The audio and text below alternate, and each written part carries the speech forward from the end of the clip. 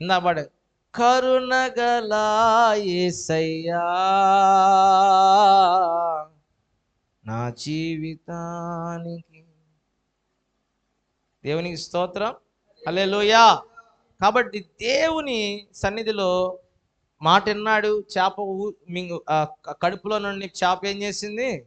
చేప తన కడుపులో నుండి బయటికి తీసిన తర్వాత అప్పుడు అతను ఎక్కడికి వెళ్ళాడు? నినేవేకి వెళ్ళాడు. సువార్త ప్రకటించాడు.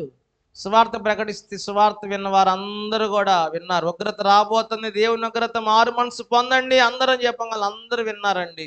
ఇప్పుడు చెప్పిన తర్వాత వెళ్ళి సొర చెట్టు కింద కూర్చున్నాడు.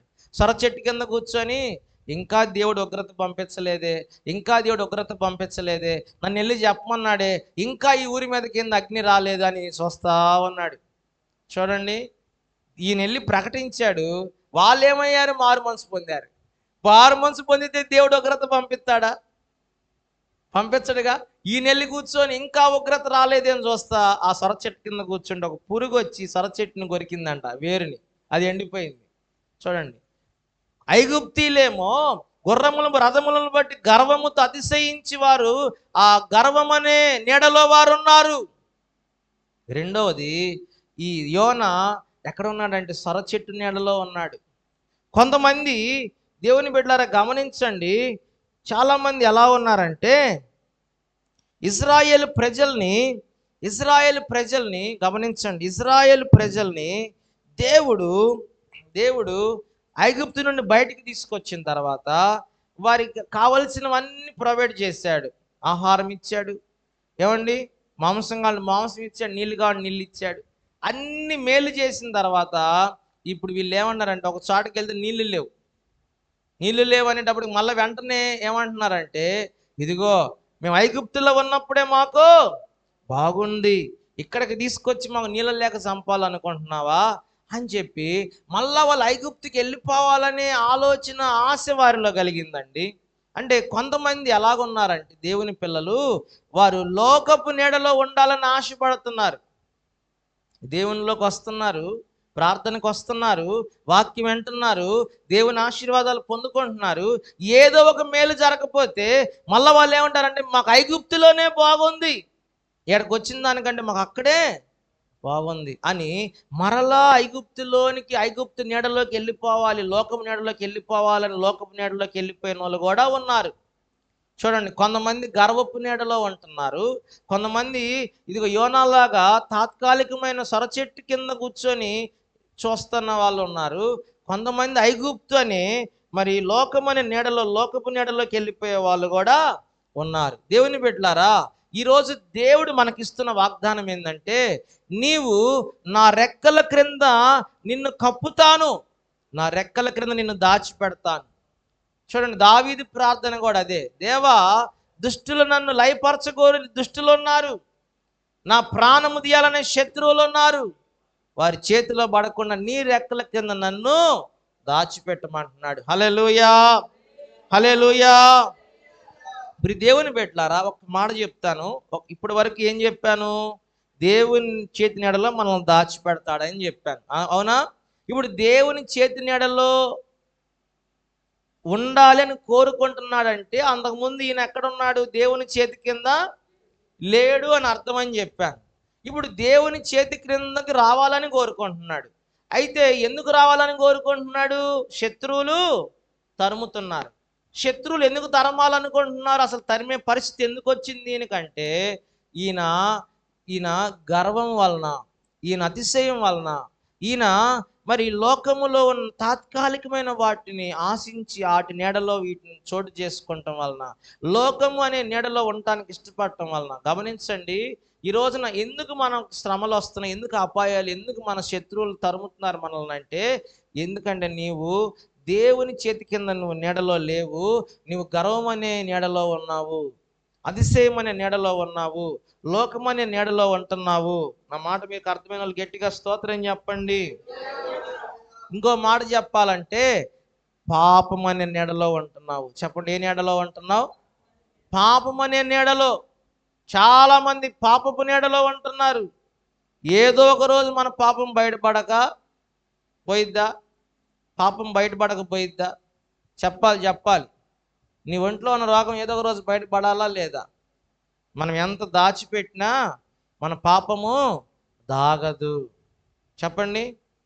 గర్భము ఏమండి, వాక్యం చెప్తుంది, దురాశ గర్భము ధరించి పాపం పరిపక్వమై మరణాన్ని కంటదంట. పాపపు నీడలో ఉండే వాళ్ళు కూడా ఉన్నారు. కొంతమంది గర్వపు నీడలో ఉంటున్నారు, కొంతమంది వారికి ఉన్న వాటిని కూడా అతిశయించి గర్వించి గర్వపు నీడలో ఉంటున్నారు, పాపపు నీడలో ఉంటున్నారు, లోకపు నీడలో ఉండాలని ఆశపడే వాళ్ళు కూడా ఉన్నారు. దేవుని బిడ్డలారా, మరి నువ్వే నీడలో ఉంటున్నావు అనేది ఒక ప్రశ్న. నా మాట అర్థమవుతుందా? అర్థమైన వాళ్ళు గట్టిగా స్తోత్రం చెప్పండి. నీవు నేను మనం ఏ నీడలో ఉంటున్నాం? ఈరోజు మన శత్రువులు తరమటానికి, అపాయాల్లో మనం పడిపోవడానికి కారణం ఇదే. ఒకటి, మనం గర్వపు నీడలో ఉంటున్నాము, పాపపు నీడలో ఉంటున్నాము, లోకపు నీడలో ఉంటున్నాం కనుక శత్రువుల చేతిలో మనం చిక్కుకుంటున్నాం. అది దేవుని నీడలో ఉంటే, దేవుని రెక్కల నీడల కింద ఉంటే మనం దాచిపెట్టబడతాం, మనం కప్పబడతాం, మనం సురక్షితంగా ఉంటాం. అందుకని దేవుడు అంటున్నాడు, అయ్యా దావీదు అన్నాడు, నీ చేతి కింద నన్ను కప్పయ్యా. స్తోత్రం. ఈ నెలలో దేవుడు కూడా అదే చెప్తున్నాడు, నా చేతి నీడలో నేను నిన్ను కప్పుతాను. హల్లెలూయా.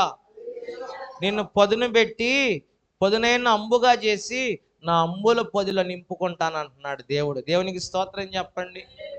ఆత్మీయ జీవితంలో పొదును పెట్టే పరిస్థితి రాబోతా ఉంది మనకి. నీ ప్రార్థనా జీవితాన్ని పొదును పెడుతున్నాడు దేవుడు ఈ నెలలో. నీ భక్తి జీవితాన్ని పొదును పెడుతున్నాడు, నీ పరిశుద్ధమైన జీవితాన్ని పొదును పెడుతున్నాడు. నీవు దేవుణ్ణి నమ్మకంగా వెంబడించే నమ్మకత్వమైన జీవితాన్ని పొదును పెట్టి పొదును కలిగిన అంబుగా చేసి తన అంబుల పొదిలో దేవుడు నిన్ను నింపుకోబోతున్నాడు. దేవునికి స్తోత్రం చెప్పండి. కాబట్టి ప్రియులారా, దేవుని నీడలో మనం ఉండటం అంటే ఏంటి? దేవుని రెక్కల క్రింద రావటం అంటే ఏంటి అంటే, వాక్యం చెప్తుంది. యెషయా గ్రంథం ఇందాక మనం చదువుకున్నాం కదా, 49:2. సరే వద్దులేండి, నేను చెప్తున్న మాట వినండి. దేవుని రెక్కల క్రిందకు రావటం అంటే అసలు ఏంటి? దేవుని రెక్కల క్రిందకు రావటం అంటే ఏంటి? నెంబర్ 1 చూడండి, దేవుని రెక్కల క్రిందకు రావటం అంటే దేవుని సంఘమే. చూడండి, దేవుని చేతి నీడ అంటే ఏంటి?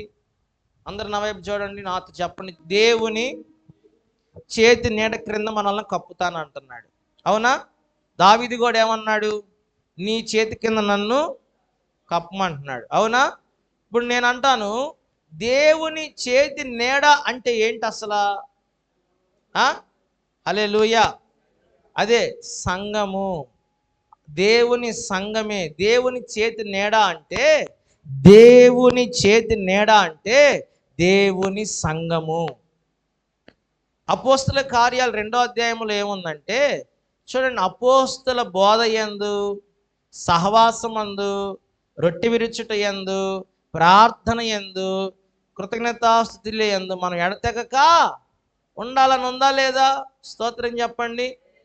ఇప్పుడు దేవుని చేతి నీడలో మనం ఉండటం అంటే అర్థం ఏంటంటే దేవుని సంఘములో మనం ఉండటం అన్నమాట. హల్లెలూయా. ఇప్పుడు దేవుని సంఘములో ఉన్న మనకు 5 రకాల అనుభవాలు, 5 రకాల బాధ్యతలు దేవుడు ఇచ్చాడు. ఆయన చేతి నీడలో, ఆయన సంఘములో ఉండటమే కదా. ఆయన సంఘములో 5 రకాల పనులు మనకి ఇచ్చాడు దేవుడు. ఏంటి ఆ పనులు? ఒకటేంటంట, అపోస్తల బోధ యందును. ఎన్నో వచ్చిన అక్క? 2వ అధ్యాయం, అపోస్తల కార్యాల గ్రంథం 2వ అధ్యాయం 42వ వచనం. అపోస్తల బోధ యందు, సహవాసమందు, రొట్టె విరుచుట యందు, ప్రార్థన చేయటందు ఎడతెగక ఉండుడి. దేవునికి స్తోత్రం. చూడండి, ఒక చేతికి ఎన్ని వ్రేళ్ళు ఉన్నాయి? 5 వ్రేళ్ళు. ఇప్పుడు 5 వేళ్ళకి 5 ఒకలాగా ఉన్నాయా? 5 కూడా 5 రకాలుగా ఉన్నాయి. అలాగే దేవుని నీడలో ఉండటం అంటే దేవుని సంఘములో నిన్ను దాచిపెడతాడనమాట. ఇప్పుడు దేవుని సంఘములో నీకు 5 రకాల అనుభవాలు దేవుడు నీకు నేర్పిస్తున్నాడు. ఒకటి, నువ్వేం చేయాలి? దేవుని నీడలో ఉన్న నీవు దేవుని అపోస్తల బోధలో నువ్వు ఉండాలి. చెప్పండి, అపోస్తల బోధ అంటే ఏంటి? నేను ముగిస్తాను త్వరగా నేను వెళ్ళిపోతున్నాను. అపోస్తల బోధ అంటే ఏంటంటే, ఏదైతే అపోస్తుల బోధ ఎలా ఉంటది అంటే ఉన్నది ఉన్నట్లుగా చెప్తారు. చెప్పండి ఏంటంట? ఆ, ఇప్పుడు కొంతమంది కల్పితాలు, కొన్ని బోధలు కల్పిత బోధలు ఉన్నాయి, కొన్ని బోధలు అనుకూలమైన బోధలు ఉన్నాయి, అబద్ధ బోధకులు కూడా ఉన్నారు. గట్టిగా చెప్తే వీళ్ళు మరలా రారేమో మన దగ్గరికి, మరలా వీరిచ్చే కానుకలు పోతాయేమో అని చెప్పి వాళ్ళకు అనుకూలమైన బోధలు. ఏమండి? కథలు, అన్ని కథలే. ఏమంటారంట? కల్పనా కథలు. దురద చెవులు కలిగిన వారిగా మనం ఉండకూడదు అంటాడు తిమోతి కదా. మరి కల్పనా కథలు, ఈ లోకంలో రకరకాల బోధలు ఉన్నాయి, కానీ మనం ఏ బోధలో ఉండాలంట? దేవుని చేతి నీడ కింద మనం ఉండటం అంటే దేవుని సంఘములో ఉండటమే. అర్థమైందా? ఇప్పుడు దేవుని సంఘములో నీకు 5 రకాల పరిచర్యలు ఉన్నాయి. అక్కడ 5 రకాల విశ్వాసులు చేయవలసిన పనులు 5 ఉన్నాయి. ఒకటి ఏంటంట? బోధలో ఉండాలి. చెప్పండి, ఏముండాలి? ఎవరి బోధలో? అపోస్తల బోధలో ఉండాలి. అపోస్తల బోధ అంటే ఏంటి తెలుసా? అది ఏదైతే ఉన్నదో అది ఉన్నది ఉన్నట్టుగా కరాఖండిగా చెప్పడం అపోస్తల బోధ. హల్లెలూయా. మబ్బి పెట్టే బోధ కాదు. నొచ్చుకుంటాడేమో, బాధపడుతుందేమో, మళ్ళా రాదేమో వచ్చే వారం, మళ్ళా రాకపోతే మనకొచ్చే 50 రూపాయలు కానుక. అర్థమైందా? ఇది అపోస్తల బోధ కాదు. అపోస్తల బోధ ఏం తెలుసా? ఖరాఖండిగా ఉన్నది ఉన్నట్టు చెప్పేది అపోస్తల బోధ. హల్లెలూయా. చూడండి, రెండవదిగా అంట సహవాసం. అపోస్తల, ఈ లోకంలో చాలా రకాల సహవాసాలు ఉన్నాయి, కానీ మనం ఎవరి సహవాసం కలిగి ఉండాలంట? దేవుని చేతి నీడలో మనం ఉండటం అంటే దేవుని సంఘములో ఉన్నట్టు. ఇప్పుడు దేవుని సంఘములో నువ్వేం చేయాలంటే దేవుని అపోస్తల బోధ నువ్వు వినాలి. ఎవరి బోధ వినాలి? అపోస్తల బోధ. రెండోది, ఎవరు సహవాసం చేయాలి? అపోస్తల సహవాసం చేయాలి. హల్లెలూయా, హల్లెలూయా. చూడండి, అపోస్తల సహవాసంలో ఉండాలి. మూడోది ఏంటి తెలుసా? రొట్టె విరుచుట. చెప్పండి ఏంటంట? రొట్టె విరుచుట. కొన్ని చోట్ల వారం వారం బల్లారాధన ఇస్తారు, వినండి. కొన్ని చోట్ల 3 నెలలకు ఒకసారి ఇస్తారు, కొన్ని చోట్ల మనమైతే నెలకు ఒకసారి. వింటున్నారా? వారం వారం బల్లారాధన ఇచ్చే సంఘాలు ఉన్నాయి. కొంతమంది 3 నెలలకు ఒకసారి బల్లారాధన ఇచ్చే సంఘాలు ఉన్నాయి. కొంతమంది రాత్రిపూట ప్రభు రాత్రి భోజనం అని రాత్రిపూట ఇచ్చే బల్లారాధన, రాత్రిపూట ఇచ్చే అనుభవాలు కొన్ని సంఘాల్లో ఉన్నాయి. మనమైతే నెలకొకసారి బల్లారాధన కార్యక్రమంలో పాలు పంపులు పొందుతున్నాం. అయితే బల్లారాధన వారం వారం ఇచ్చినా తప్పేమీ లేదు. బల్లారాధన 3 నెలలకు ఒకసారి ఇవ్వటం తప్పు లేదు, రాత్రిపూట ఇవ్వటం కూడా తప్పు లేదు, నెలకు ఒకసారి తీసుకోవటం తప్పు లేదు. అయితే బల్లారాధన ప్రతిరోజు తీసుకున్నా తప్పు లేదు, కానీ ఎప్పుడు తీసుకుంటున్నావు అనేది ముఖ్యం కాదు, కానీ ఎవరి ద్వారా నువ్వు బల్లారాధన తీసుకుంటున్నావు అనేది ముఖ్యం. నా మాట మీకు అర్థమైన వాళ్ళు గట్టిగా స్తోత్రం చెప్పండి. ఎవరి ద్వారా నువ్వు బల్లారాధన తీసుకుంటున్నావు? దేవునికి స్తోత్రం. ఎవరి ద్వారా నువ్వు బల్ల తీసుకుంటున్నావు? చూడండి, కొంతమంది కొన్ని చోట్ల సంఘ పెద్దలు బల్లారాధన ఇస్తున్నారు. వారు వారం అంతా పాపం చేస్తారు, లోకంలో ఉంటారు, సంఘ పెద్దలైనా వారు వచ్చి బల్లారాధన ఇచ్చే వాళ్ళు కూడా ఉన్నారు. కొంతమంది వారం అంతా ఉద్యోగం చేసుకుంటారు, ఆదివారం వచ్చి నేను పాస్టర్ అని బల్లారాధన ఇచ్చే వాళ్ళు కూడా లేరా. ఉద్యోగాలు చేసుకుంటా. రాజేష్ తమ్ముడికి చాలామంది పాస్టర్లకి ఆయన చేతి ఆహారం పెడుతున్నాడు, ఆయన చాలామంది సేవకులను కవర్ చేస్తున్నాడు కదా. మరి రాజేష్కి తెలుసు ఎంతమంది ఎన్ని రకాల సేవకులు ఉన్నారు. దేవునికి స్తోత్రం. వారం అంతా ఆ పని ఈ పని చేసుకొని ఆదివారం వచ్చి నేను పాస్టర్ నంది బల్లారాధన ఇచ్చాయని కూడా ఉన్నాడు. కొంతమంది కొన్ని సంఘాల్లో మరి ఆ బయట టేబుల్ మీద పెట్టేస్తున్నారు. సిటీలో నేను వెళ్ళినప్పుడు సిటీలో చూస్తే కొన్ని చోట్ల ఆ సిటీలో ఎలా ఉందని కొన్ని సంఘాల టేబుల్ మీద పెట్టేస్తున్నారు రొట్టె ద్రాక్ష రసం. ఇక ఎవడికాడు వచ్చి తీసుకొని ప్రార్థన చేసుకొని తింటమే. ఇక చాక్లెట్లు బిస్కెట్లు తిన్నాడు, తినేస్తున్నారు. నేను అంటాను, ఇంకా వాడు తాగుపోతాడు వస్తున్నాడు, తీసుకొని తినేస్తున్నాడు యేసు రక్తాన్ని, యేసే శరీరాన్ని. తిరిగిపోతాడు వస్తున్నాడు, తీసుకొని తినేస్తున్నాడు. ఒక ప్రార్థన పూర్వకమైన అనుభవం లేదు. ఇంక యేసయ్య శరీరానికి ఉన్న విలువేంటి, యేసయ్య రక్తానికి ఉన్న విలువేంటి అనేది నాకు అర్థం కావట్లా. నా మాట మీకు అర్థమైన వాళ్ళు గట్టిగా స్తోత్రం చెప్పండి. యేసయ్య శరీరానికి రక్తానికి ఉన్న విలువేంటి?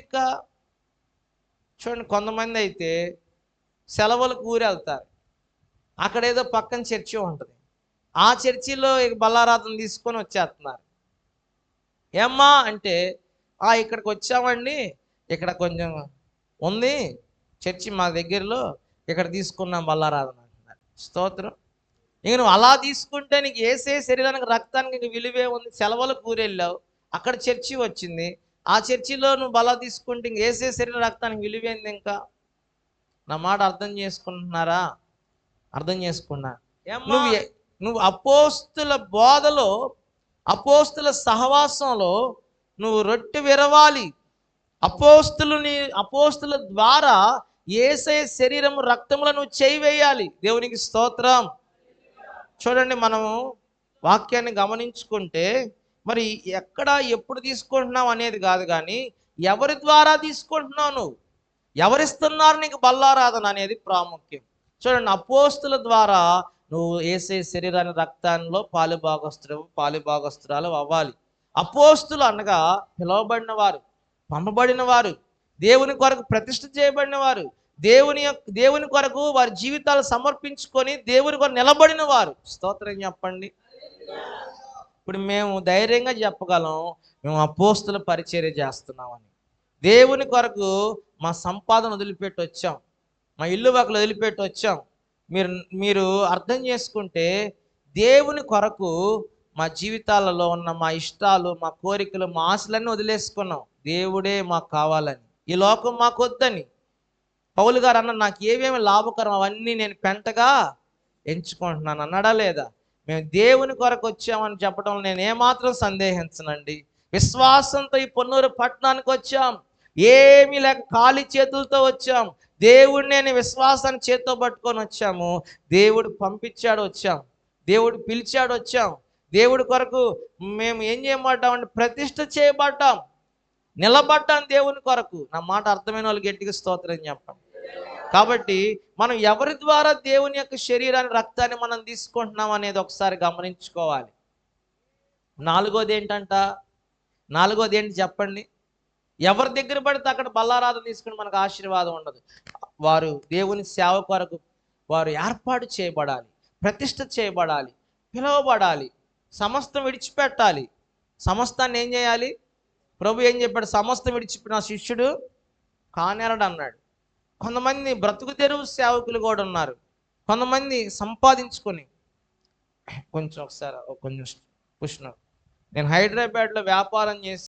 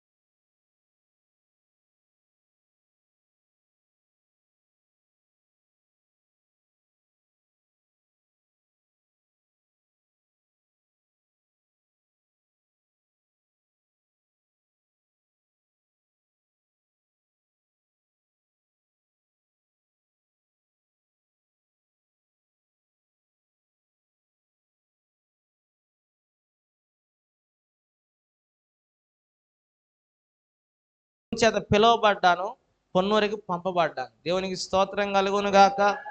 మనం ఒకటి అపోస్తుల బోధలో మనం ఉండాలి, రెండోది అపోస్తుల సహవాసంలో ఉండాలి, మూడోది రొట్టె విరుచుటలో మనం ఎడతెగక ఉండాలి. రొట్టె విరవాలి. ఎలా ఎప్పుడు ఇరుస్తున్నాం అనేది కాదు, ఎవరి ద్వారా విరుస్తున్నావు రొట్టె అనేది, ఎవరు నీకు ఇస్తున్నారు బల్ల అనేది ప్రాముఖ్యం. నాలుగోది ఏంటంటే ప్రార్థన. చెప్పండి, ఏంటి? ప్రార్థన. చూడండి, ఎవరు పడితే వాళ్ళు మన తల మీద చేయబెట్టి ప్రార్థన చేస్తే దేవుడు కార్యం చేయడు. దేవుడు ఆ ప్రార్థనకు జవాబు ఇవ్వడు. నీ తల మీద చేయబెట్టి ప్రార్థన చేయాలన్న అపోస్తులు చేయాలి. ఎవరు చేయాలి చెప్పండి? అపోస్తులు తల మీద చేయబెట్టి ప్రార్థన చేస్తే దేవుడు వారి ప్రార్థన ఆలకించి నీ జీవితంలో గొప్ప కార్యం చేస్తాడు. కనిపించిన వాళ్ళందరి దగ్గరికి వెళ్ళి తలపెట్టి ప్రార్థన చేయమంటే వాళ్ళు చేయబెట్టి ప్రార్థన చేసి నీకు ఏమాత్రం ప్రయోజనం లేదు. దేవునికి స్తోత్రం కలుగును గాక. హల్లెలూయా.